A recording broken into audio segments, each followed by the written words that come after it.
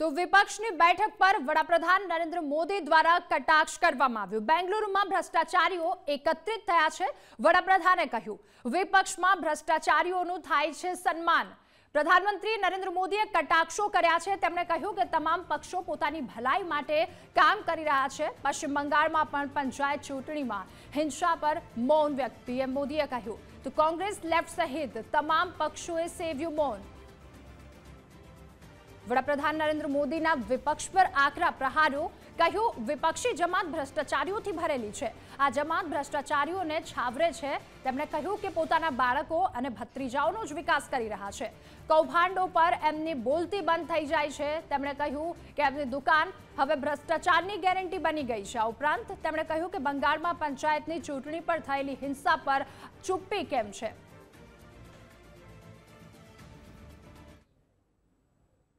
विकास का दायरा कुछ बड़े शहरों, कुछ क्षेत्रों तक सीमित रहा।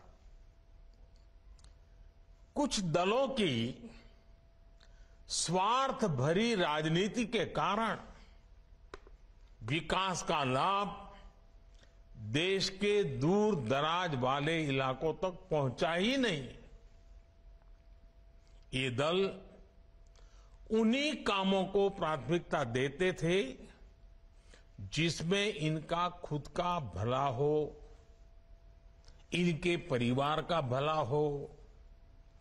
नतीजा ये हुआ कि जो हमारे आदिवासी क्षेत्र हैं, जो हमारे आइलैंड्स हैं, वहां की जनता विकास से वंचित रही, विकास के लिए तरसती रही।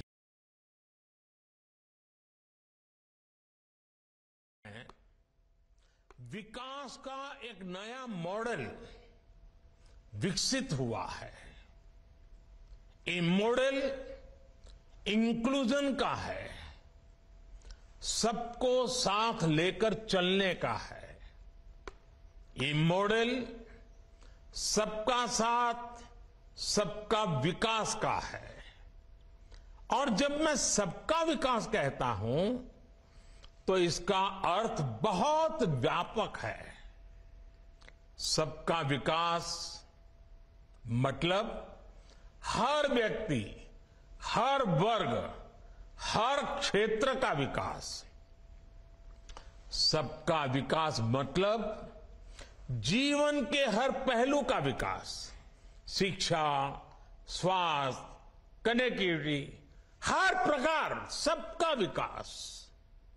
साथियों, इसी सोच के साथ बीते 9 वर्षों में अंडमान निकोबार में विकास की नई गाथा लिखी गई है।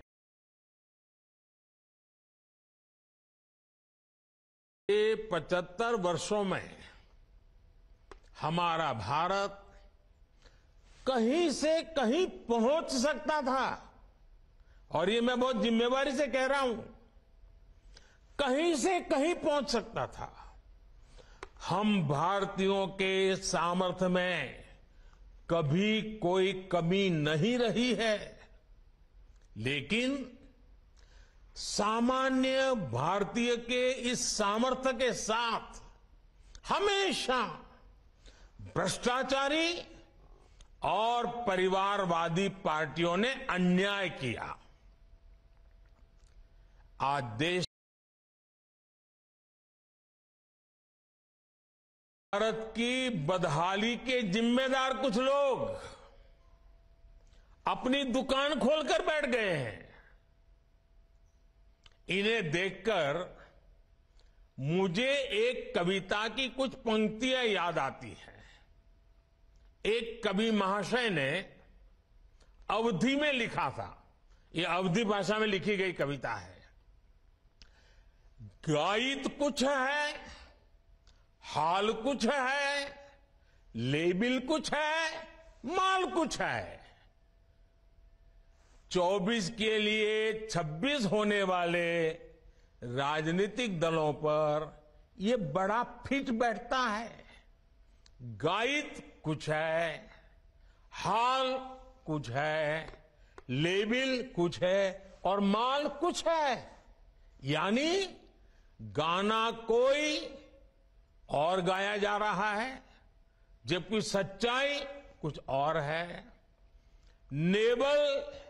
लेबल किसी और का लगाया गया है, जबकि प्रोडक्ट कुछ और ही है।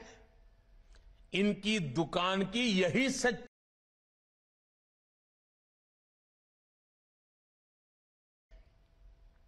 एक तो ये अपनी दुकान पर जातिवाद का जहर बेचते हैं, और दूसरा ये लोग असीमित भ्रष्टाचार करते हैं।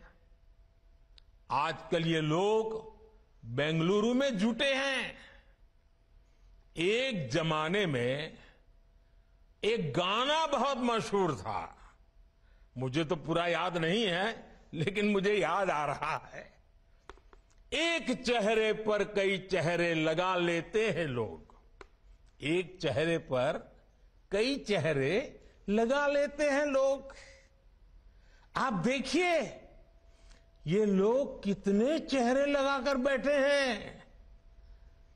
जब ये लोग कैमरे के सामने एक फ्रेम में आ जाते हैं तो पहला विचार देश के सामने क्या आता है? पहला विचार देश के लोगों के मन में यही आता है, पूरा फ्रेम देख करके देशवासी यही बोल उठता है, लाखों करोड़ों रुपए का भ्रष्टाचार। इसलिए देश की जनता कह रही है कि ये तो कट्टर भ्रष्टाचारी सम्मेलन हो रहा है, कट्टर भ्रष्टाचारी सम्मेलन हो